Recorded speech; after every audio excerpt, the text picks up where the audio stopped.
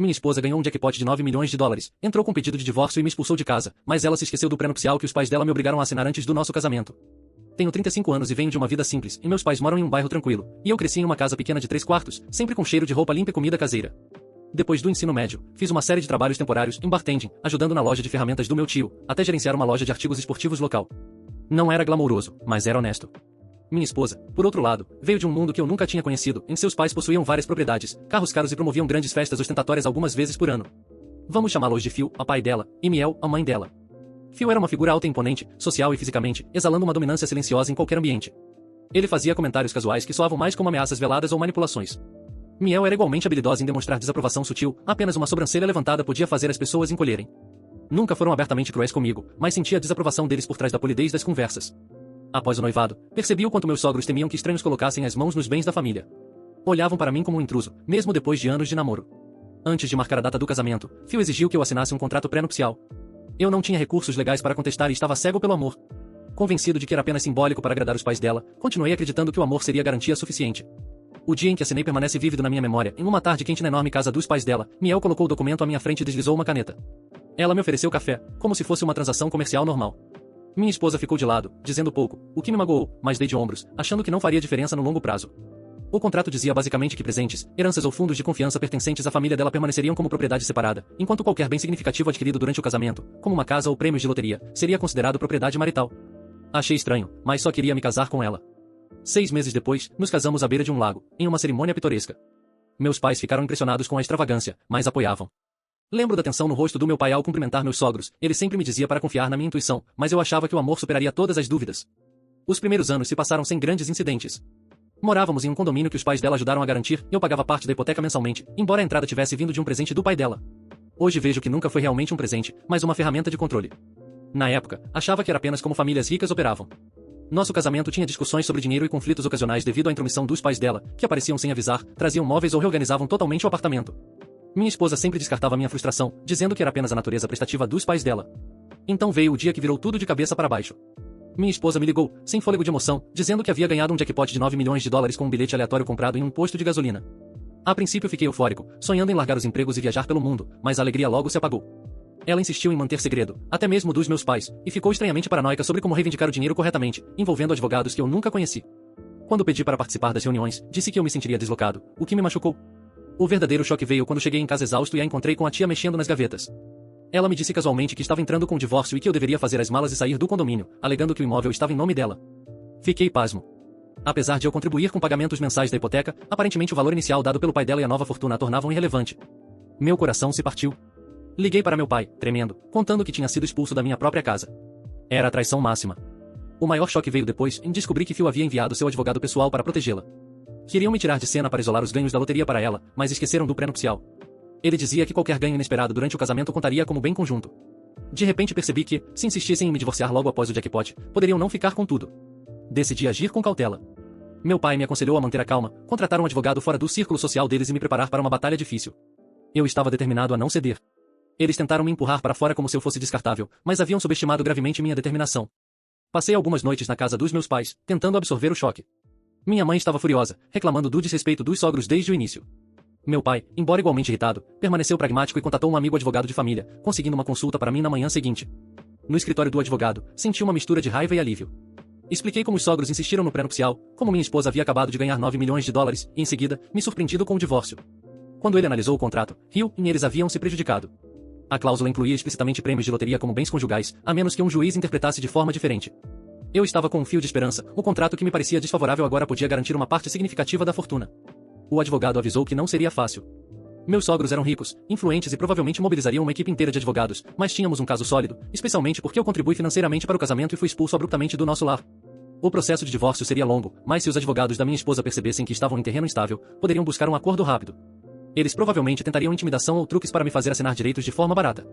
E não demorou, Phil deixou um recado ameaçador, dizendo para eu desistir, que não merecia nada da filha dele e que, se tentasse reivindicar a loteria, terminaria sem nada. Meu advogado apenas recomendou que documentasse tudo. Miel me abordou fora da casa dos meus pais oferecendo uma quantia irrisória, alegando ser generosa. Recusei, dizendo que deixaríamos o juiz decidir. Ela ficou perplexa com minha recusa, claramente não acostumada a alguém rejeitar seu dinheiro. Com negociações emperradas, meu advogado entrou com medidas para proteger os fundos da loteria de qualquer transferência ou ocultação, o que enfureceu meus sogros. Eles começaram a espalhar que eu era um interesseiro, aproveitando-se da filha deles, mas mantive firme. Meu chefe, dono da loja de esportes, me apoiou e ignorou as tentativas de Phil de me prejudicar no trabalho. Amigos se dividiram, alguns me chamando de mesquinho, outros aplaudindo minha resistência. Após semanas, conseguimos marcar uma audiência. Minha esposa não apareceu pessoalmente, praticamente sob a proteção dos pais, e se comunicava apenas por advogados, alegando que eu não havia contribuído para o casamento. Meu advogado rebateu com registros financeiros, divisão de contas e a cláusula explícita do pré-nupcial sobre ganhos inesperados. Também mostramos que fui violentamente expulso do condomínio. O juiz ordenou que ambos os lados se preparassem para uma audiência formal sobre a divisão de bens. Na véspera da audiência final, meus sogros aumentaram a pressão. Advogados deles tentaram reinterpretar o contrato, alegando que não era intenção incluir prêmios de loteria. O juiz negou. Miel tentou novamente me intimidar, dizendo que eu me arrependeria se quebrasse a família. Respondi que eles começaram a guerra ao me expulsar e iniciar o divórcio. Minha esposa tentou me contatar, deixando mensagens emocionais, mas meu advogado recomendou não ceder, nossa posição legal era forte. No dia da audiência, o tribunal estava cheio. Meus pais e alguns amigos vieram para apoio. Phil e minha esposa se sentaram com expressões frias, Miel observava de longe, e seus advogados pareciam confiantes. O juiz, uma mulher firme na casa dos 50, iniciou os trabalhos. Os advogados dela tentaram me pintar como alguém que só ocupava espaço, alegando que o bilhete da loteria era compra pessoal.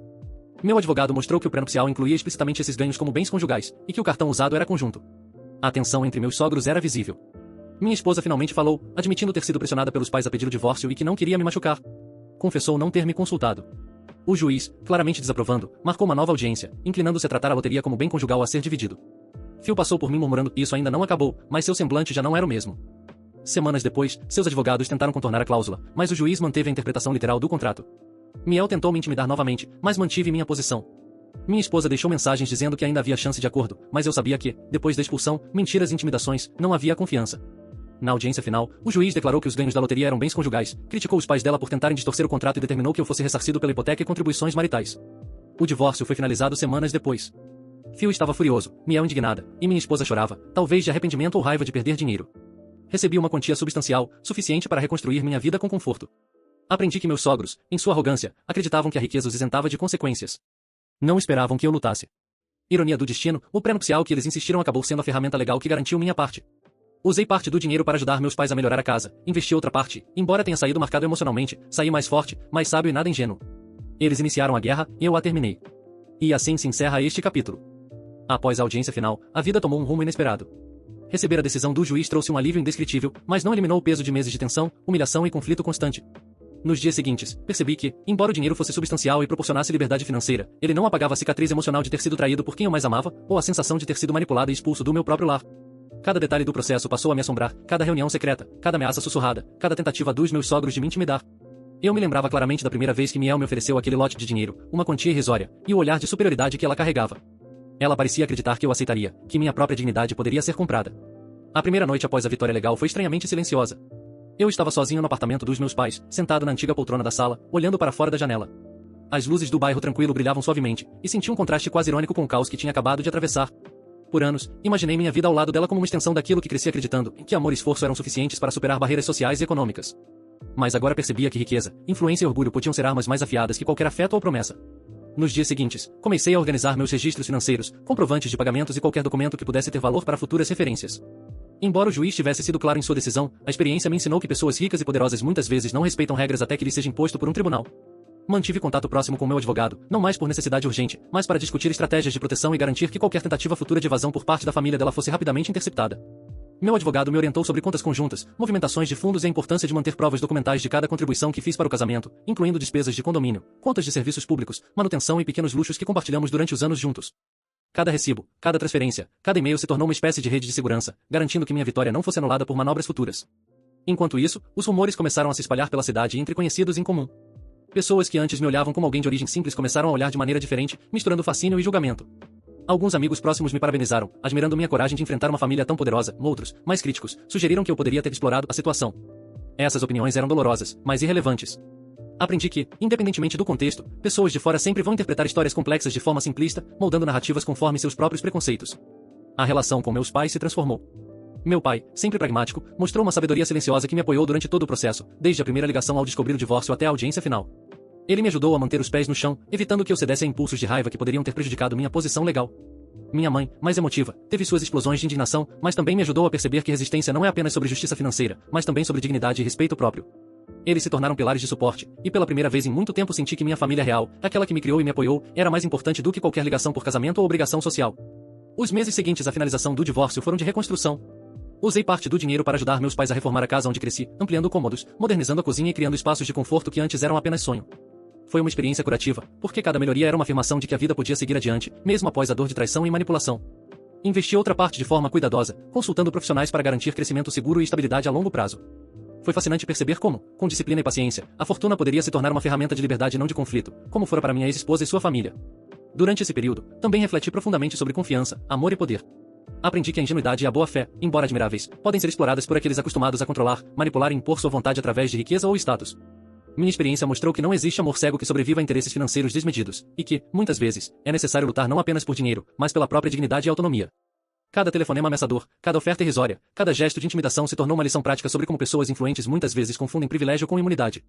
Interessante notar que minha ex-esposa, embora inicialmente me procurasse com mensagens emocionais tentando restabelecer algum contato, rapidamente recuou. Para ela, a decisão judicial não apenas garantiu que eu recebesse minha parte do jackpot, mas também expôs publicamente o papel de sua família em orquestrar o divórcio. Ela ficou isolada em sua própria rede social e círculo familiar, sofrendo um tipo de pressão que eu nunca mais tive que enfrentar. Essa distância me deu perspectiva. Com o tempo, percebi que não precisava de reconciliação nem de aprovação dela ou de seus pais. A vitória não era apenas financeira, era sobre minha própria capacidade de resistir, analisar e agir de forma estratégica frente à injustiça. Os dias se transformaram em semanas, as semanas em meses, e eu comecei a reconstruir minha vida de maneira independente. Retomei meu trabalho na loja de artigos esportivos, mas com a segurança de que qualquer desafio financeiro agora poderia ser enfrentado sem medo. Investi em cursos, networking e pequenos projetos, ampliando horizontes que antes pareciam impossíveis por conta da limitação financeira. A liberdade financeira me deu não apenas conforto material, mas também clareza mental para escolher meus próximos passos de forma consciente, sem pressões externas ou manipulações. Além disso, a experiência alterou profundamente minha percepção de relacionamentos. Passei a valorizar a transparência, o diálogo genuíno e o respeito mútuo como pilares essenciais de qualquer parceria. Aprendi a desconfiar de gestos que pareciam gentis, mas carregavam intenções ocultas, e a avaliar contextos financeiros e familiares como parte integrante da dinâmica conjugal. Entendi que amor não é apenas sentimento, mas também uma série de ações e escolhas concretas, e que falta de integridade em uma dessas esferas pode minar todo o relacionamento. Os próximos meses foram preenchidos também por pequenos triunfos cotidianos que, embora menos dramáticos que o processo judicial, tiveram grande significado. Ajudei meus pais a organizar reuniões familiares, fortalecendo laços que o casamento e a interferência dos sogros haviam tensionado. Estabeleci rotinas de investimento e planejamento pessoal, criando uma base sólida que me proporcionava não apenas segurança, mas também independência emocional. Cada passo me lembrava que a luta judicial, embora extenuante, havia me ensinado disciplina, paciência e assertividade. Ao mesmo tempo, continuei a observar, de maneira discreta, os movimentos da minha ex-esposa e de seus pais. Percebia que suas tentativas de manter controle social e reputação haviam sido parcialmente frustradas pela exposição do processo. Amigos em comum comentavam sobre como a situação havia abalado a imagem dela dentro do círculo social, enquanto eu mantinha minha própria integridade intacta. Isso trouxe uma sensação de justiça poética, e a arrogância e a tentativa de manipulação deles haviam se voltado contra si mesmos, enquanto minha postura firme e fundamentada legalmente se mostrou eficaz. Nos meses seguintes, participei de algumas entrevistas informais com amigos próximos, compartilhando lições aprendidas sobre finanças, casamento e limites pessoais. Evitei detalhes sensíveis, mas enfatizei a importância de contratos claros, comunicação aberta e a necessidade de defender-se contra manipulações familiares. Percebi que minha história tinha se transformado em um exemplo tangível de resiliência, planejamento e assertividade. O que começou como um golpe emocional devastador terminou sendo uma narrativa de vitória, aprendizado e empoderamento pessoal. Ao refletir sobre todo o processo, a maior lição que tirei não foi financeira, embora a segurança que o dinheiro proporcionou tenha sido inestimável. A verdadeira vitória foi recuperar a autonomia, dignidade e a capacidade de viver de acordo com meus próprios valores. Não dependo mais da aprovação de ninguém, nem da boa vontade de familiares poderosos. A experiência me ensinou que enfrentar desafios complexos requer não apenas coragem, mas também preparação estratégica, paciência e uma compreensão profunda das regras e sistemas em jogo, sejam eles legais, sociais ou emocionais. Hoje, olhando para trás, percebo que a ironia é quase poética. O pré-nupcial, que me parecia uma limitação imposta por uma família controladora, tornou-se a chave que garantiu minha liberdade financeira e me permitiu sair de uma situação de manipulação. Eles tentaram criar uma prisão invisível, mas sua própria arrogância e falta de atenção aos detalhes legais lhes custaram caro. Ao contrário de muitos que poderiam ter cedido à pressão ou se deixado intimidar, eu permaneci firme, calculando cada passo, documentando cada movimento e me mantendo fiel à verdade e à justiça. Com o tempo, a vida retomou um ritmo mais calmo, reminiscente dos meus dias antes do casamento, mas agora com mais recursos, mais experiência e, principalmente, mais sabedoria. Voltei a valorizar a simplicidade, o contato com meus pais, a rotina de trabalho honesta e a liberdade de tomar decisões sem medo ou pressão externa. Cada decisão agora é ponderada, cada escolha é consciente e cada ação é tomada com a lembrança constante de que minha dignidade e autonomia valem mais do que qualquer aprovação social ou dinheiro que alguém tente usar como arma. E assim, concluo este capítulo da minha vida. Uma história que começou com ingenuidade e amor, passou por traição, manipulação e confrontos legais, e terminou com uma vitória baseada em coragem, estratégia e resiliência. Aprendi a confiar menos em promessas vazias e mais na força de minhas próprias convicções, na preparação meticulosa e no valor do conhecimento legal. Hoje, sigo em frente com segurança, liberdade e uma compreensão mais clara do que significa lutar por si mesmo, não apenas por dinheiro, mas por dignidade, justiça e paz interior. Nos dias que se seguiram à decisão judicial, senti uma mistura de alívio e estranheza. A vitória legal trouxe justiça, mas também abriu um vazio emocional que eu não esperava. Aquele apartamento dos meus pais, embora confortável, não era meu próprio espaço. Cada canto me lembrava do tempo em que eu vivia em um lugar que me parecia seguro, mas que havia sido invadido e tornado hostil pelos sogros e pelo divórcio abrupto. Passei horas caminhando pelos corredores, refletindo sobre como a vida pode mudar em segundos, e como as pessoas podem revelar facetas inesperadas de sua personalidade quando dinheiro e poder estão envolvidos. Comecei a criar uma rotina rigorosa para não me perder em pensamentos negativos. De manhã, acordava cedo, fazia exercícios e registrava no meu diário cada tarefa, cada objetivo e cada pequena vitória. Esse hábito simples, mas disciplinado, tornou-se uma âncora para minha mente, mantendo-me focado em reconstruir não apenas minha vida financeira, mas também emocional. Aos poucos, percebi que a batalha que enfrentei me havia dado habilidades que iam além do tribunal, em resiliência, paciência, capacidade de negociação e, acima de tudo, discernimento em relação às pessoas. Minha vida social passou por uma reconstrução lenta. Amigos que antes se mantinham neutros começaram a se aproximar, curiosos sobre os detalhes do processo, mas eu mantive a discrição. Aprendi a diferença entre simpatia e interesse, alguns se aproximavam genuinamente, enquanto outros, de maneira velada, buscavam algum tipo de vantagem ou informação sobre a fortuna recebida.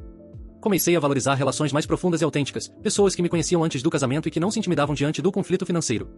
Aos poucos, reconstruí meu círculo social, mantendo apenas aqueles que realmente se importavam com o meu bem-estar. O lado financeiro, é claro, exigiu atenção estratégica. O dinheiro que recebi do divórcio não era apenas para gastar, era uma ferramenta de liberdade. Contratei consultores financeiros e advogados especializados para garantir que meus investimentos fossem seguros e éticos. Distribuí parte em imóveis, pequenos negócios locais e investimentos de baixo risco, criando um portfólio diversificado. Cada movimento era calculado, e não queria repetir os erros de ingenuidade que cometi no passado. Além disso, reservei uma quantia para projetos pessoais e hobbies, lembrando que a vida não é apenas acumular riqueza, mas encontrar significado e satisfação pessoal. Durante essa fase, também voltei a refletir sobre o casamento e a confiança. O que havia começado como um relacionamento baseado no amor e na promessa de parceria havia sido rapidamente corroído por interesses financeiros e manipulações externas. Aprendi que, independentemente do sentimento, é essencial compreender completamente as implicações legais e financeiras de qualquer união. A ingenuidade pode ser fatal em contextos onde riqueza e poder estão em jogo. Essa lição, embora dura, me tornou mais cauteloso, mas não amargo, e eu queria continuar acreditando no amor, mas agora com olhos abertos e preparados para qualquer situação.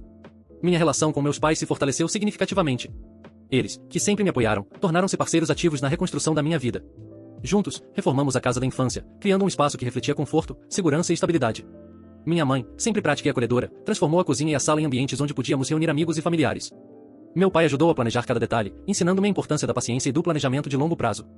Essa experiência não apenas reparou parte do dano emocional, mas também me lembrou da importância de ter uma base familiar sólida, especialmente quando o mundo exterior se mostra hostil. Um aspecto inesperado foi lidar com o efeito social da vitória. A notícia de que eu havia garantido uma parte significativa do jackpot se espalhou entre conhecidos e círculos sociais. Algumas pessoas ficaram admiradas, outras desconfiadas. Comecei a perceber como o status e a percepção de riqueza influenciam a maneira como somos tratados. Antes, era visto apenas como marido comum, mas agora, minha postura firme e a vitória judicial me deram respeito, ainda que alguns viessem com olhares curiosos ou perguntas indiretas. Aprendi rapidamente a filtrar comentários e interações, mantendo proximidade apenas com aqueles que demonstravam autenticidade. Enquanto isso, minha ex-esposa e sua família começaram a lidar com as consequências de suas ações. A pressão social sobre ela aumentou, e rumores de constrangimento dentro do círculo familiar começaram a surgir. Minha ex-esposa, que antes parecia segura sob a proteção dos pais, agora enfrentava críticas e questionamentos sobre suas escolhas e sobre a forma como conduziu o divórcio. Isso não me trouxe satisfação pessoal, mas sim a constatação de que ações movidas por ganância e manipulação raramente saem impunes. A justiça, neste caso, não foi apenas legal, mas social também. Nos meses seguintes, comecei a investir em mim mesmo. Retomei hobbies antigos, como ciclismo e leitura, e explorei novos interesses, como fotografia e jardinagem. Cada atividade era uma forma de cura, permitindo que minha mente se afastasse das memórias dolorosas e se concentrasse em crescimento e desenvolvimento pessoal. Além disso, criei uma rotina de aprendizado contínuo, participando de workshops, cursos de finanças e seminários de liderança, garantindo que minha evolução não se limitasse apenas à esfera financeira, mas também intelectual e emocional. Um ponto crucial foi estabelecer limites claros. Aprendi a importância de dizer não e de proteger minha privacidade. Evitei qualquer contato direto com minha ex-esposa ou seus pais, limitando interações ao mínimo legal necessário. Essa decisão me trouxe paz e liberdade, reduzindo o estresse e a ansiedade. A sensação de autonomia era libertadora. Pela primeira vez em anos, minhas escolhas não estavam condicionadas ao medo, à pressão ou à manipulação de terceiros. Durante esse período, comecei a refletir sobre o impacto da experiência na minha visão de mundo. Aprendi a valorizar a simplicidade, a honestidade e a integridade. O dinheiro não era mais apenas um objetivo, mas uma ferramenta que precisava ser usada com sabedoria. Cada decisão financeira ou pessoal passou a ser tomada com base em princípios claros, proteção, ética e crescimento sustentável. Com essa mentalidade, consegui transformar uma situação de conflito e traição em oportunidade de aprendizado e fortalecimento pessoal. A longo prazo, a experiência me ensinou a importância de preparar-se para eventualidades. Documentar tudo, manter registros precisos e consultar especialistas antes de tomar decisões importantes tornou-se um hábito essencial. Cada contrato, cada acordo, cada comunicação passou a ser cuidadosamente analisada. Não mais confiaria apenas em promessas verbais ou em sentimentos. A realidade, aprendi, exige preparação, estratégia e atenção aos detalhes. Minha relação com amigos e familiares se tornou mais autêntica. Aprendi a valorizar aqueles que permanecem ao meu lado nos momentos difíceis, sem julgar, sem interesse oculto. Os que demonstraram apoio genuíno se tornaram parte de minha nova rede de confiança, enquanto os oportunistas foram naturalmente afastados. Essa reorganização social me trouxe clareza sobre quem realmente importa e sobre o valor das relações humanas sinceras. Com o tempo, comecei a contemplar futuros projetos maiores. Pensei em abrir um negócio próprio, talvez uma cadeia de pequenas lojas esportivas, usando minha experiência prévia e a segurança financeira recém-adquirida para criar algo sólido. Cada decisão era ponderada, considerando não apenas lucro, mas também sustentabilidade e impacto social. A sensação de controlar meu próprio destino era inestimável, algo que antes parecia impossível quando dependia da aprovação e manipulação de outros. Ao refletir sobre toda a trajetória, percebi que o processo de divórcio, embora doloroso, foi transformador. Ele me obrigou a enfrentar medos, a desenvolver habilidades estratégicas e a compreender profundamente as nuances do comportamento humano em contextos de poder e riqueza. Cada ameaça, cada manobra e cada tentativa de intimidação serviu como lição sobre resistência, preparação e autoconfiança. Hoje, olho para trás e vejo que não apenas sobrevivi, mas cresci. Hoje, minha vida é marcada por equilíbrio. Mantive meu círculo social restrito, mas autêntico, investi sabiamente, mas sem excessos, e encontrei formas de curar feridas emocionais através de hobbies, projetos e relacionamentos genuínos. Aprendi que riqueza é apenas uma ferramenta, mas dignidade, coragem e inteligência emocional são insubstituíveis. Cada passo que dou é agora consciente, calculado e baseado em princípios sólidos, garantindo que jamais serei manipulado ou explorado da mesma forma novamente. Minha ex-esposa segue sua vida sob a sombra de seus pais, provavelmente refletindo sobre suas escolhas. Eu, por outro lado, encontrei liberdade, independência e paz, resultados que dinheiro sozinho não poderia comprar. A batalha foi dura, mas ensinou-me lições que durarão para sempre, e nunca subestime a força do preparo, da paciência e da determinação. Nunca permita que ninguém use dinheiro ou poder para controlar sua vida, e nunca esqueça que a verdadeira vitória reside em manter sua integridade, mesmo diante da adversidade mais cruel. E assim, continuo minha trajetória, reconstruindo, aprendendo e crescendo. A experiência me tornou mais forte, mais consciente e mais determinado. Cada amanhecer é uma oportunidade de viver de acordo com meus princípios, de construir um legado de dignidade e de manter a liberdade conquistada com coragem e estratégia. O passado serviu como lição, o presente, como campo de reconstrução, e o futuro, como território de possibilidades infinitas.